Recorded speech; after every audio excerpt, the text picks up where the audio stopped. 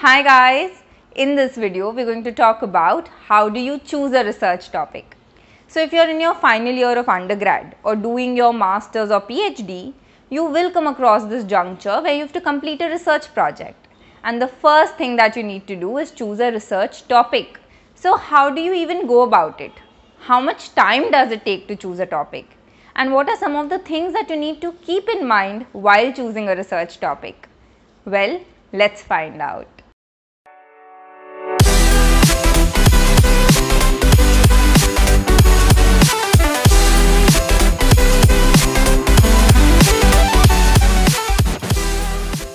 I am Neha Agrawal. I am the founder of WiseUp Communications and I have 3 research papers in journals of international repute. In this video, I am going to share with you what are the 3 different criteria that the research topic you choose should fulfill. After that, I will also share with you the different ways how you can choose a research topic and you can go for the one which works best for you. So, let's begin.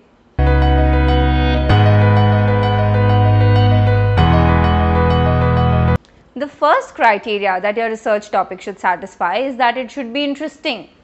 If the topic is not interesting to you, you will not have the motivation to dig deeper and learn more about it. Also, conducting research is not easy. It can get monotonous when you have to work on the same topic for a very long time. It can also be frustrating sometimes if you're not getting the results that you actually hoped for.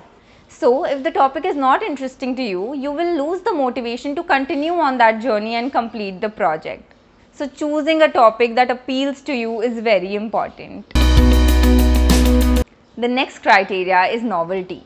The problem that you choose to solve should be new, should be innovative, something nobody has done before, no matter how small the problem is. There is no point in repeating something that has already been done by some other researcher. So, do your literature survey very carefully, read a lot of research papers pertaining to that topic and make sure that the problem you're trying to solve is novel. Finally, the third criteria to choose your research topic is that it should be manageable.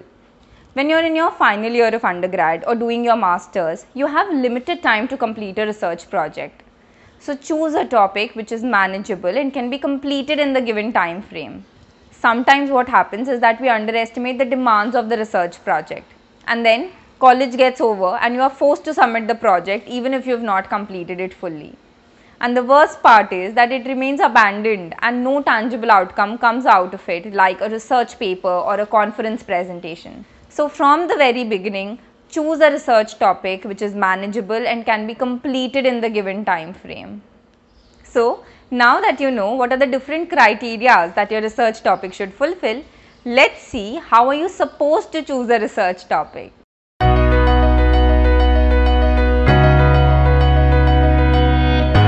The first and the most easiest way to choose a research topic is to approach a professor. If you're studying in a research focus institute, professors usually have their own research groups and multiple research projects running parallelly. So what you can do is approach a professor and ask them if they have any research problem for you to solve. If they do, they will share a research topic with you or even link you with somebody from their research group, either a PhD or a postdoc to help you out. Then you can learn more about the topic by reading review papers, books, research articles and even discussing with the members of the research group. Through this way, you will have a research topic almost instantly. And with guidance, you will be able to complete your research project as well. The second way to choose a research topic gives you slightly more flexibility in understanding what you like and then figuring out the research topic on your own. So here what you can do is visit the website of your college or any other institute for that matter where you would like to conduct your research project. Look at the research that is being conducted by the different research groups of that institute. Let me share an example here. Since I am an alumnus of NTU Singapore, I will go to NTU's website and then to the specific school, which is the School of Material Science and Engineering. Here I can see the research that is being conducted by different research groups of that school.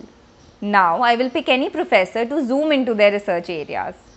Say for example, I pick Prof. Chen Zong. He is conducting the research on all these topics. I look at the papers that have been published by him and I choose one of them and start reading it. When I do this, I will be able to understand more about the topic and also see whether it interests me or not.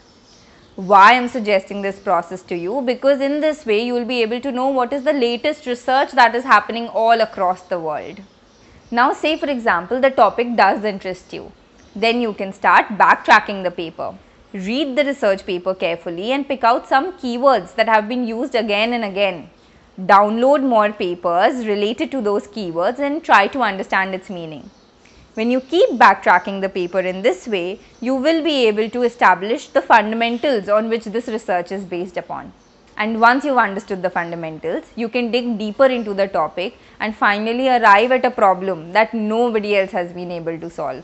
So through this method, you can choose a topic that really interests you, and it also gives you the flexibility to either work with that professor or anywhere else where the research facilities are available. However, this process is slightly lengthy. It can take you up to 1 to 2 months of good literature survey to finally arrive at your research topic. The third and the final way to choose your research topic is the most traditional way. It takes the maximum time, but the foundation that it builds for you is something that helps you throughout your research journey. So here what you should do is choose a broad topic that interests you, and then keep digging deeper until you arrive at a problem that other researchers have not been able to solve. So let me explain this with an example. Say a broad area that interests you is nanotechnology.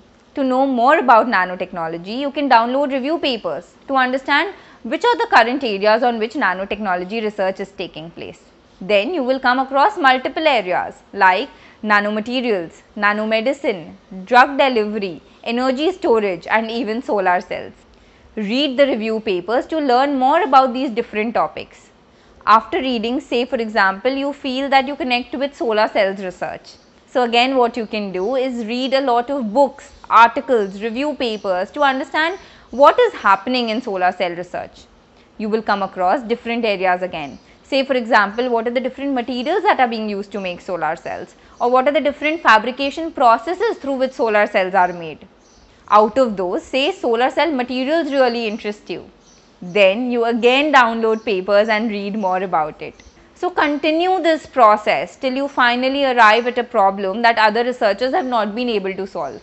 Say for example, in this case, you arrive at a problem that a particular material that is used to make solar cells, which is perovskite, the other researchers have not been able to increase its efficiency beyond 10%. So there you go. That can be your research topic, to increase the efficiency of perovskite based solar cells so that they function even better. As I said earlier, this process is long and it can take somewhere between 3 to 6 months for you to finalize your research topic. But the foundation that you will build for yourself from this process, it will be rock solid. If at any point you feel that you're getting lost and you need guidance, don't feel afraid to seek out help from professors or researchers in this process. So guys, these are the 3 different ways how people in academia usually go about choosing their research topics. You can choose any of the method based on what works best for you and the resources that are available to you. If you want me to make more videos on how to conduct research, do hit the like button and subscribe to this channel. You can also join me for my research paper writing workshop. The link is given in the description. And now, wishing you all the very best for your research journey ahead.